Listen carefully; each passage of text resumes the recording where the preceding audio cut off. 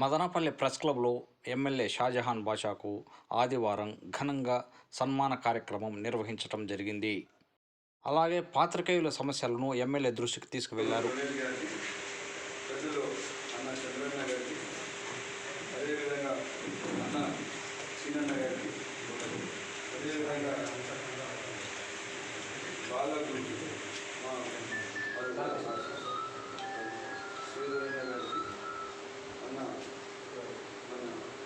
విజయన్న గారికి, ఆర్జీ విజయన్న గారికి, గౌడన్న గారికి, శివారెడ్డన్న గారికి, శేఖర్ బాబు, శ్రీధర్ బాబు, నా ముందు కూర్చోన్న పార్టీకి మిత్రులందరికీ, పెద్దలందరికీ, సురేష్ అందరికీ జరిగిన నమస్కారం.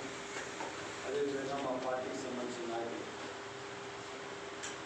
వాస్తవం చెప్పాలంటే ప్రెస్ అంటే that is the face of the public. ప్రజల ముఖ చిత్రం ఏముంది, ప్రజలకు తెలపడానికి ఒకే ఒక్క బ్రిడ్జ్ ఉంది, అది పాత్రికేయుల బ్రిడ్జ్. ఆ బ్రిడ్జ్తోనే మనకు వాస్తవాలు తెలుస్తాయి. ఆ క్రమంగా మదనపల్లిలో ఉన్న ప్రెస్ క్లబ్ మా మిత్రులందరికీ వాళ్ళ కోరిక విన్నపం మేరకు ఇండ్లు వాళ్ళ స్థలాలు ఇస్తూ ఒకరొకరికి 15 మూటల సిమెంట్ కూడా నాకు తరఫు 15 సంచుల సిమెంట్ కూడా ఇస్తాను. ఇదే కాకుండా ఇసుక ఎంత అవసరం ఉంటుందో నేను అక్కడి నుంచి ఫ్రీ ట్రాన్స్పోర్ట్ ఇదే కాకుండా నేను ఒక ప్రోగ్రామ్ చేస్తున్నాము. నెక్స్ట్ ఇప్పుడు ఇండ్లు ఏదైతే ఇస్తామో ఆ ఇండ్ల దగ్గరికి ఇసుక కూడా దాదాపు ట్రాన్స్పోర్టేషన్కి మేమే ఫ్రీగా ఇవ్వడం కూడా ఒక ప్లాన్ ఉంది, చెప్తాను. ఈ విధంగా ఈరోజు మదనపల్లి అభివృద్ధి ఎంత అవసరం ఉందో మన భూములు కాపాడేది కూడా అంత అవసరం. ఎక్కడ చూస్తే ల్యాండ్ గ్రాబింగ్. ఒక మనిషి ఏం చేస్తాడు, నా బావ, నా మామ, మంత్రి, ఎంపీ, నా బంధువు అని చెప్పి ఎకరాల్లో కబ్జాలు చేస్తాడు. ఒకడు వచ్చింది కుంటలే కబ్జాలు చేస్తారు. ఎక్కడ గవర్నమెంట్ ల్యాండ్ ఉందో అక్కడంతా వాళ్ళ సొంతమైంది. ఇప్పుడు చూడండి, నిన్న ఎండోమెంట్ ల్యాండ్ కోల్పూర్లో 6 ఎకరాల భూమి ఉంది. దాదాపు 60 సంవత్సరాల నుంచి వాళ్ళే దుర్గం వాళ్ళే సేద్యం చేస్తారు. నిన్న ఆ భూమి తక్షణం మనం ఐడెంటిఫై చేసిన తర్వాత 15 కుంటల్లో వేదా స్కూల్లో ఎన్క్రోచ్ చేస్తున్నారు. ఇట్లా ఏంటంటే ప్రభుత్వ సొత్తు అంటే ఇట్స్ టేక్ ఇట్ గ్రాంటెడ్. ఎవరికి ఏమాత్రం దీనిపైన బాధ్యత లేదు. ఆ క్రమంగా దయచేసి నేను మీ అందరికీ కోరేది ఒకటి, మీరు ఎవరు కూడా ఏం డబ్బులు ఉన్న వాళ్ళు కాదు. మీరు మీ కుటుంబాల్లో మీ సౌకర్యాలు, మీ పిల్లల కోసం, మీకోసం అదే మీకు కొద్దిగా భారంగా కూడా ఉంది, అయినా కూడా బాధ్యతగా పనిచేస్తుంది. ఇంకా ఇక్కడ నుంచి మనం మదనపల్లి కాన్స్టిట్యూన్సీ నిర్మాణం కోసం మీ సహకారం నాకు వస్తుంది. మీరు ఏమైతే అడిగినారో అది ఇవ్వాల్సిన బాధ్యత నా పైన ఉంది. నేను తప్పకుండా మీకు ఇస్తాను. నేను మీ మీద నా విన్నపం ఏంటంటే మీరు కూడా మదనపల్లి పట్టణ నిర్మాణం కోసం, అన్యాక్రాంతం కోసం, అక్రమాల కోసం సహకరించాలని చెప్పిస్తాను. నా విన్నపం ఈరోజు ఎక్కడ చూస్తే అక్కడ భూములు కబ్జా లేదు. నిన్న కూడా ఒకటి కాట్లాట్పల్లి రోడ్లో కృషి వచ్చింది, ఇంకోటి వచ్చింది ఇక్కడ మన కాలనీలో ఉన్నారు. ఒక మనిషి మా తాతది ఆస్తి అని చెప్పి దాదాపు 7 కోట్ల రూపాయలు, 7 కోట్ల రూపాయలు వరకు నువ్వు లావాదేవీ. గవర్నమెంట్ పట్టా ఇస్తే కూడా కట్టుకోవడానికి నా అధికారం, నా పర్మిషన్ కావాలా. నాకు 2 లక్షల రూపాయలు ఇస్తే నేను కట్టిస్తాను, 3 లక్షలు ఇస్తే కట్టిస్తాను అని చెప్పి ప్రజల దగ్గర అరాచకం చేసి కట్టుకుంటాను. ఇటువంటి సమాజం మనకు మంచిది. ఈరోజు ఎవరో పేదవాడిని ఎవరు తీసుకున్నారంటే రేపు మీ దగ్గర ప్రెస్ వాళ్ళ దగ్గర తీసుకునే సందర్భం వచ్చేస్తారు. అరాచకం మనం దానికి ఎక్కడ స్వీకరించాలి. మనం ఒక మంచి ఊరు కావాలా. మదనపల్లి పేరు ఏమంటే మర్యాద రామన్న పడదు.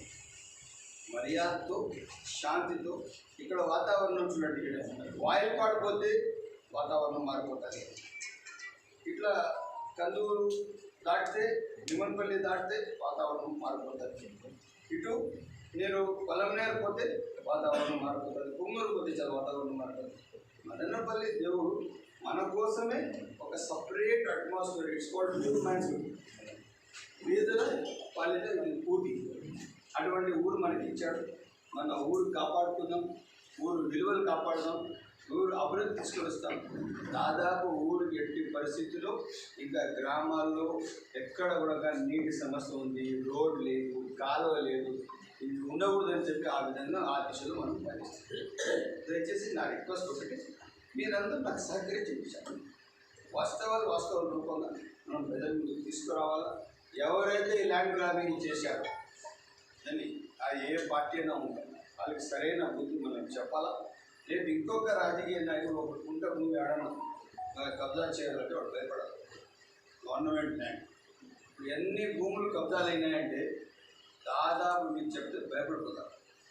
500 కోట్లకు సరిపోయేంత భూములు కబ్జాలు. వలసపల్లి దగ్గర గవర్నమెంట్ ల్యాండ్ చేసి ఆర్డర్ ఉంది, ల్యాండ్ రెజ్యూమ్ చేసుకోండి, రెవెన్యూ లిస్ట్లో రెస్టోర్ చేయండి అని చెప్పారు. ఆ భూమిలో ఒక డబుల్ రోడ్ వేసినారు, పెద్ద లేఅవుట్. ఎవడు సొత్తి ఎవడు చెప్పినాడు, అది ఎవరు కూడా లెక్క చేయడం.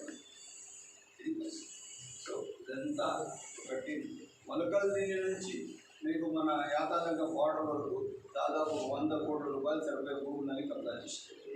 ఈ 20 years జీవో తీసుకుని వచ్చి ఇంకా ఇవన్నీ తీయాలి.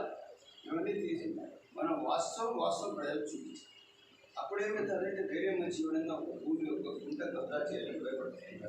ఏదో గవర్నమెంట్ ల్యాండ్ కంటే ఉన్న కాడితే ప్రజలు పేదవాళ్ళ సొత్తు, ప్రభుత్వ సొత్తు మనం చేపట్టకూడదు. ఆ క్రమంగా మనం ఇంకా చాలా చేసుకుంటాం. మదనపల్లికి ఒక యూనివర్సిటీ తీసుకోవాలి. మీరు ఏదైతే ఈ క్యాంపస్లో ఉన్నారో, ఇది బిటి కళాశాల క్యాంపస్, ఈ క్యాంపస్లో ఆ రోజు జనగణమన 100 సంవత్సరాల దీనికి నాకు పిలిస్తే, రవీంద్రనాథ్ ఠాగూర్ 100 years దాన్ని పిలిస్తే అక్కడ నాకు ఏమడిగారు ఆ బీటీ కాలేజ్ వాళ్ళు, ఎవరైనా ఒక మినిస్టర్ ఇచ్చాడు అన్నాను. 2 మినిస్టర్లు మీకేం కర్మయా, ముఖ్యమంత్రి గారు తీసుకుని వస్తాను. ముఖ్యమంత్రి గారు మాకు ఎందుకు వస్తారన్నా, ఎందుకన్నా ఎస్ ముఖ్యమంత్రి వస్తున్నారు, ముఖ్యమంత్రి గారు వస్తారు. జనగణమన ఇది కార్యక్రమం రవీంద్రనాథ్ ఠాగూర్ గారు 100 years ప్రోగ్రామ్ మనం చేస్తాం. మదనపల్లికి పూర్తిగా ఆదుకుంటాం అని ఆ రోజు మాట ఇచ్చాం. ఆ రోజు వస్తానే పెద్దలు కిరణ్ కుమార్ రెడ్డి గారు ఏమన్నారంటే, నేను కాటేజ్ ఇస్తానని, మళ్ళీ వచ్చింది ఒక ఆడిటోరియం ఇస్తామని. నేను ఏమన్నాను, ఈ ప్రాపర్టీలు మిగిలించడానికి 2.5 కోట్ల రూపాయలు కాంపౌండ్ వాళ్ళు ఇవ్వమన్నాను.